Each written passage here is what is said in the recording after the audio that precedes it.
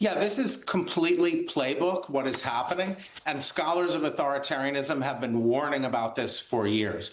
Every authoritarian ever waits for an atrocity to happen, a terrorist attack, and they have planned how they're going to use it. They're going to use it to target the political opposition. Stephen Miller is now talking about Democrats the way he talks about immigrants. So this is just what we expected. It's exactly what happens in any authority. It's what you would do if you were scripting this. You would wait for some atrocity to happen that shocks the nation. And then you would blame it on the political opposition and use the levers of the state to target the political opposition. This is the next phase. This is the U.S. citizen phase, the targeting of U.S. citizens. I am so struck, Sarah, by something that Governor Shapiro said, which is if you erode freedoms, that actually sows more distrust in the government in the process. I am old enough to remember when Trump was campaigning for president and would actually have argued that what he wanted to do was cancel culture. He actually seems to be leaning into those illiberal ideologies. Yeah, that's what's ironic about all of this is that for so long, conservatives fought against people to have the right for freedom of speech or freedom to refuse service or things of that nature. And then you have Pam Bondi going on TV saying that she's going to go after Home Depot today. And it just kind of flies in the face of everything of what it means to, I think, be a conservative. And it shows how much Donald Trump has eroded American conservatism. And then when he continues to erode these norms, all it does is hurt our democracy. And as you mentioned, sow distrust in the system. And I think that they're kind of weaponizing this moment, taking advantage of this tragedy to go after those whose speech they disagree with, and they want to silence them. And that's what this all comes down to, is that they're exploiting a tragedy. So I love where this is framed, because I think as we've tried in our conversations on this show, is to sort of elevate beyond what everybody's kind of hearing and reading typically. And I think we've reached a sweet spot where we can have, Jason, a conversation that's really quite frank about what it is. You laid it out, authoritarianism as a baseline.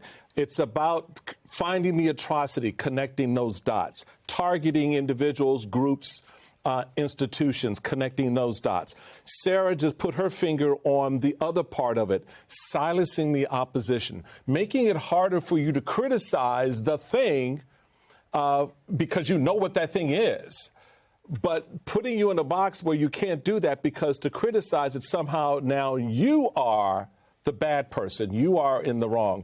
Help us walk through what this looks like on the other side. Once these pieces, these building blocks of authoritarianism are in place, what should the American people expect next? There's an election coming up in 2026. Do we have it, or is it already rigged? There are. Go ahead. Well, I would expect the media to be targeted. MSNBC will be considered an opposition media. Just Google opposition media Russia 2006 to see what happens. So far we've been just doing playbook, right? So you link the group you're targeting with crime. So you linked immigrants with crime. Then you create a special police force. In this case, ICE, sort of new tons of money into ICE to target them. Then you've got to move to political opponents next, the political opposition. And the media will be part of that political opposition, considered part of that political opposition. We can expect some billionaire to move in and start to purchase the media, as happens in Eastern Europe, so in Russia and Hungary. So we can expect some ally of Trump, perhaps Larry Ellison, to start making cash offers for media outlets. And then the rest of the independent media will be targeted by the arm of the state and connected with crime, connected with atrocities. And NGOs, this is what happened in Eastern Europe. We saw this in Russia. We saw this in Belarus. We saw it in Hungary. NGOs are obviously next. So they're connecting non-governmental organizations with this terrible atrocity. And that's just what they do. So the key thing is to remain calm, to not, there's this thing of panic at this terrible atrocity and political violence, which we should all decry, but resist the attempt to connect it with the administration's enemies. I want to make one point about the media. Out of all the cable news networks and the outlets, there was only one that sought to exploit the tragedy, and it wasn't the one that we work for. So I do think, as we talked about yesterday, frankly, that the only way to preserve not just our institutions, but the independence, to preserve the rights that we have, whether as individuals, as organizations, so on and so forth, is not to take this sitting down, is in fact to fight back. And the New York Times is fighting back. You talk about the media attacks. There's a statement from the New York Times because Donald Trump filed a $15 billion, 15 with a B, lawsuit against the New York Times. They say the New York Times will not be deterred by intimidation tactics. We will continue to pursue the facts without fear or favor and stand up for journalists' First Amendment right to ask questions on behalf of the American people. The president called the newspaper a mouthpiece for the Democratic Party, but it's the new woke, right? Like, oh, you're with the Democrats anytime you don't agree with what the president says.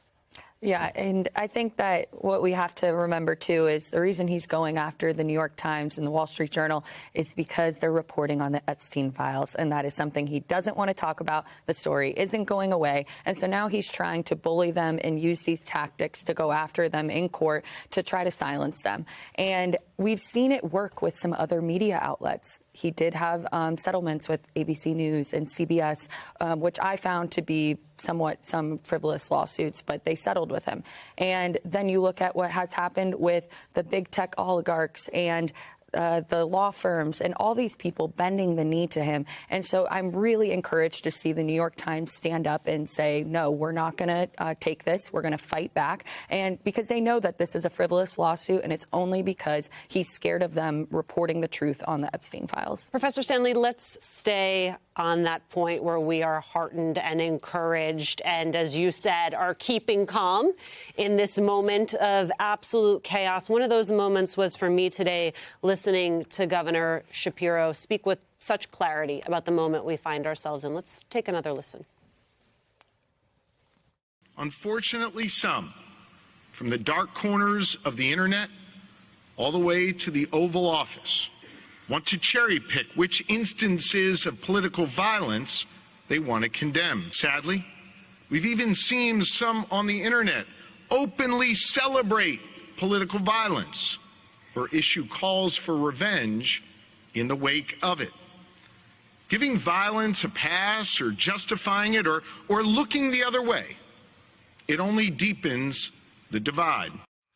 There's undeniably, Professor Stanley, a leadership void that has been left by the executive, by the President of the United States. He is not going to use this moment to speak to our better angels, to call America together, to help us heal. What you see instead are state executives, these governors, coming out and beginning to fill that void. I wonder, as a student of fascism, of history, what that would teach us about the role that those people are poised to play, that they must play in this moment. History is watching right now. History is watching the governors of the states. History is watching everyone that is acting now, journalists who are under fire, to see who's going to bend the knee, as Sarah said.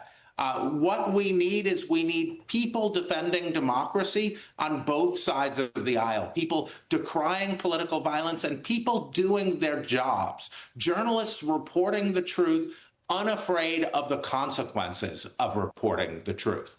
That's what we need at this time, and those who fail at that will be judged by history.